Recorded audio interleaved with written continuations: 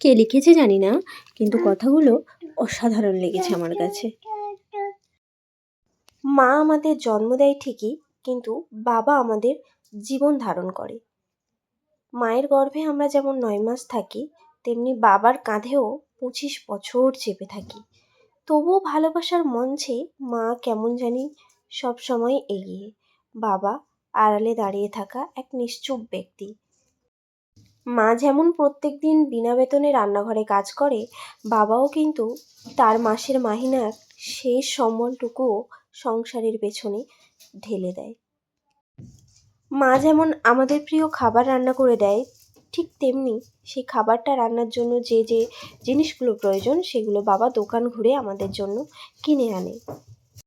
বাবার ভালোবাসা হয়তো ওই বড় গাছটার মাটির নিচের শেকড়ের মতো, আর বাবার ছায়াটা যে সন্তানের মাথার উপরে আছে সে সত্যিই ভাগ্যবান। বাচ্চাদের আলমারি রঙিন জামায় ভর্তি, ওয়ার্ড্রবে বেশিরভাগ জায়গা জুড়ে মায়ের শাড়ি, কিন্তু বাবার শার্ট কোথাও এক কোণায় জমা থাকে, একটা কি দুটো। তবুও কেমন যেন বাবার মুখে কোনো অভিযোগের চিহ্ন নেই, মুখে কোনো কথাও নেই। মা যেমন বিনা বেতনে সংসারের সমস্ত কাজ করে যায়, বাবা তেমন তার বেতনের সমস্ত পয়সা সংসারে চুপচাপ খরচ করে যায়। তাই বাবা এবং মা দুজনেই হলো সংসারের মেরুদণ্ড, একে অপরের ওপরে নির্ভরশীল। তাই যে দাম্পত্যের মধ্যে বোঝাপড়া যত বেশি ভালো, সেখানে সন্তানের বেড়ে ওঠা হয় অনেক নিরাপদ।